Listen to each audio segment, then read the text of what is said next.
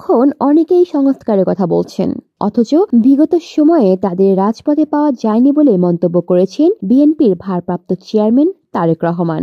তিনি বলছেন, একমাত্র বিএনপি স্বৈরাচারের রক্তচক্ষু উপেক্ষা করে দেশ পুনর্গঠনের কথা বলছেন এবং ৩১ দফা ঘোষণা করেছে।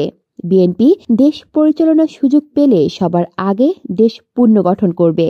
তারেক রহমান বলেন, গত ১৬ বছর ধরে স্বৈরাচার শেখ হাসিনা অবৈধভাবে ক্ষমতায় টিকে থাকতে বিএনপি সহ বিভিন্ন গণতান্ত্রিক দলের নেতাকর্মীদের খুন, গুম ও লুটতরাজ করে। তখন নানা ধরনের নির্যাতনের মুখে বিএনপি সহ কিছু রাজনৈতিক দল রাজপথে থেকে লড়াই করেছে। তিনি বলেন, এখন যারা বড় বড় কথা বলছে, তখন স্বৈরাচার আন্দোলনে মাঠে ছিল না তারা। এখন অনেকেই সংস্কারের কথা বলছেন, অথচ বিগত সময়ে তাদের রাজপথে পাওয়া যায়নি। বিএনপির ভারপ্রাপ্ত চেয়ারম্যান বলেন, বিএনপির মূল লক্ষ্য ভেঙে পড়ায় রাষ্ট্র কাঠামো মেরামত করা, কৃষকের উৎপাদন, নারী ক্ষমতায়ন ও স্বাস্থ্যসেবা উন্নতি করাও আমাদের লক্ষ্য। জনগণের ভোটে বিএনপি রাষ্ট্র ক্ষমতায় গেলে অগ্রাধিকার ভিত্তিতে এসব করবে। তিনি বলেন, দেশের জনগণের সমর্থন নেই এমন কোনো কাজ বিএনপি করে না।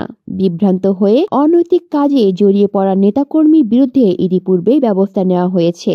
তাই বিএনপির বিরুদ্ধে কারো অপপ্রচারে বিভ্রান্ত হবেন না। দেশের মানুষের প্রত্যাশা অনুযায়ী দেশ পুনর্গঠনে দ্রুততম সময়ে স্বচ্ছ নির্বাচন দেওয়া জরুরি বলেও এ সময় মন্তব্য করেন তিনি। কলি শিকদার, বাংলা নিউজ নেটওয়ার্ক।